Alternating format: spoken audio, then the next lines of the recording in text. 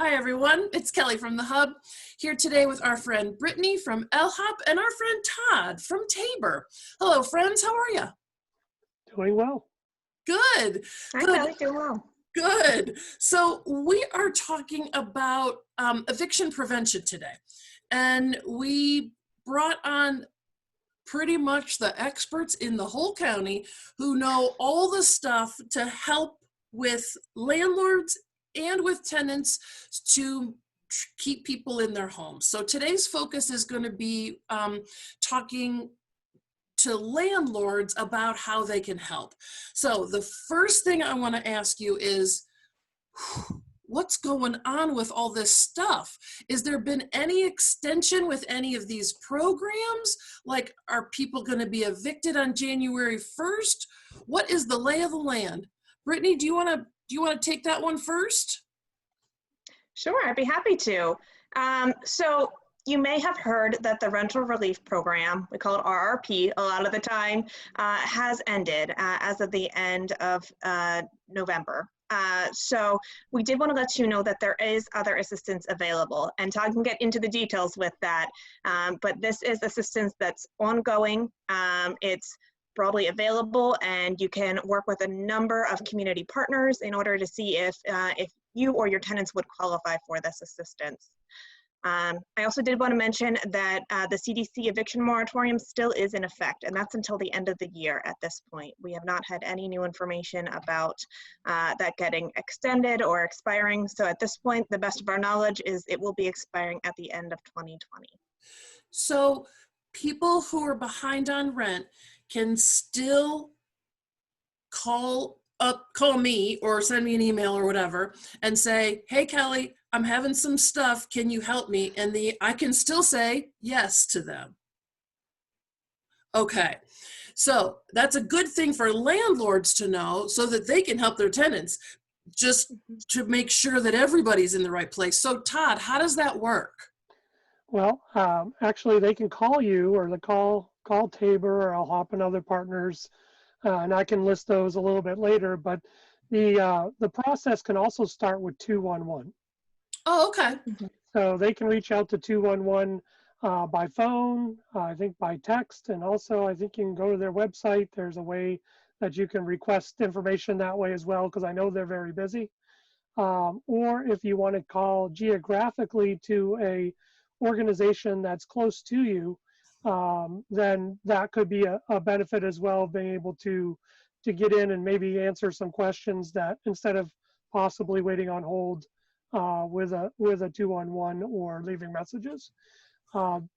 Those organizations, at least in Lancaster City, their Community Action Partnership, or CAP, Base Incorporated, and Tabor Community Services, and of course LHOP, Lancaster Housing Opportunity Partnership. But outside of that, we also have Columbia Life Network in Columbia. We have the CrossNet Ministries in New Holland. Elizabethtown has Echoes, or the E-Town Hub. We have Good Samaritan Services that are throughout the county. We have Real Life off in Denver, PA, that's part of the Northern Hub with the actual effort area social services, as well as obviously Kelly and you at the library. Yep. Solenco Neighborhood Ministries down in Quarryville, in the Factory Ministries over in Paradise.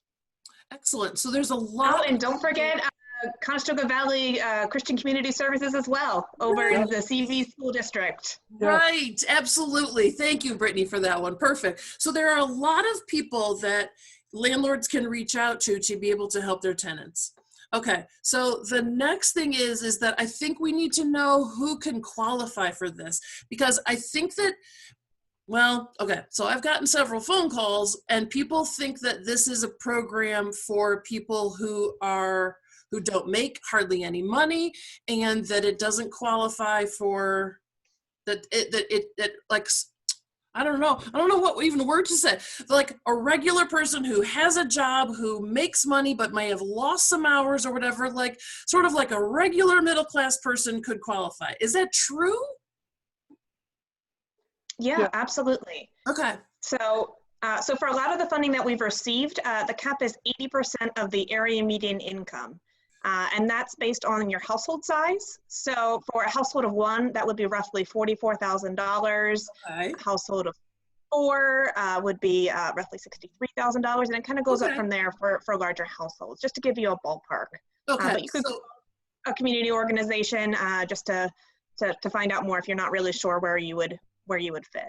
okay, so lots of kinds of people can qualify for this program, and then I'm sure you're gonna have to submit like documentation and all that stuff, and you'll like walk through that process with someone. They'll help you walk through that process, and then sort of like how does it work?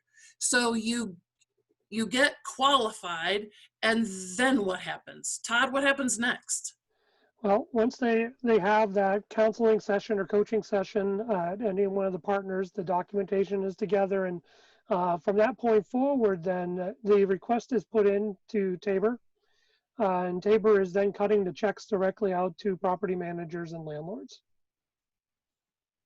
Oh, so the money doesn't go to the tenant, the money goes right to the landlord to make sure that the landlord stays whole in this whole process. And a big part of it is once we have a contact with a client, before any money would be going anywhere, we're having conversations with landlords to make sure that they're on the same page. They understand, going to what you were saying before about having those open lines of communication, and there shouldn't be any surprises. One of the only challenges right now is obviously there's an overwhelming amount of people that are looking for these services. So patience is a virtue in this process at the moment. I will ask the big question. So is there still money in the program? Because I know that with a lot of people, there's been a lot of, there was an extra $600 for this, and maybe you could get money for this. So is there still money in this program for people to be able to, talk to their landlord and then, talk to other things, or for landlords to reach out? Yes, there's a lot of funding that was available. Ultimately, most of this funding is through HUD. It's a federal organization with housing and urban development. And I know we might throw acronyms around like CDBG and ESG and ABC and 1, 2, 3. And so it's one of those type of things that don't worry about the acronyms that might be thrown out there. HUD is where most of this funding is coming from. It's being used for a little bit different use than what it's normally used for. Okay. A lot of these funds are used more on the homeless side, but we're during a pandemic right now, and the focus is on prevention. Oh, okay. So you don't have to have a HUD property, like a Section 8 property, to qualify. Any kind of unit, like rental unit, qualifies for this. Correct. Okay. And is it just for rent? I know that that might sound like a pretty obvious question, but who knows? So does the money cover anything other than just rent? It does. Actually, some of the utilities may be covered as well. I will, again, go to patience with this side because certain things are real easy to do utility-wise, like an electric bill or things like that. But other ones like a oil bill to fill your oil tank might be a little more creative on how we have to process those type of things. But there is a lot of funding available as well on that side. One of the lead organizations is Community Action Partnership for that, but other organizations can utilize the fundings as well.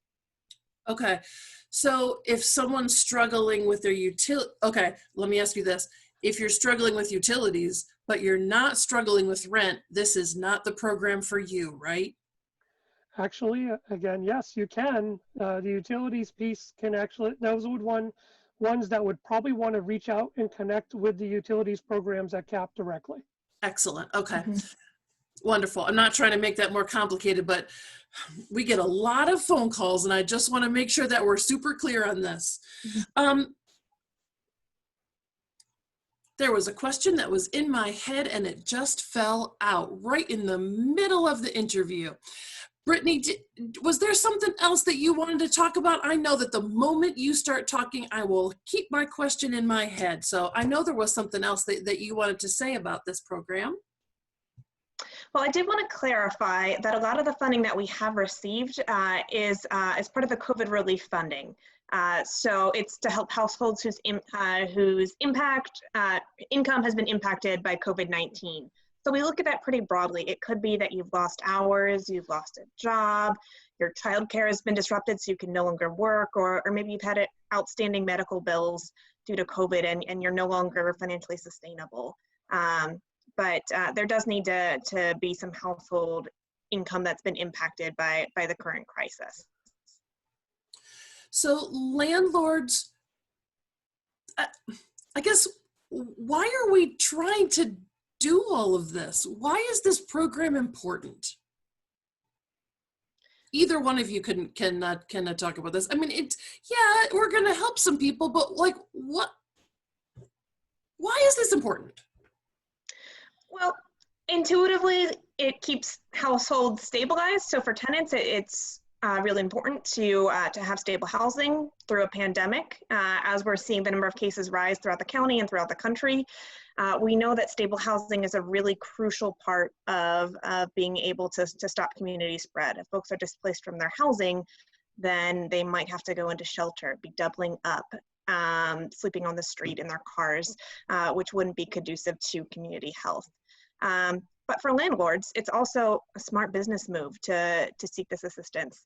You know, eviction is really time consuming and it's really expensive, and there's a whole process to get new tenants, and it's a hassle. If we can help you stabilize your current tenants, this can help you preserve that relationship and continue having that rental stability.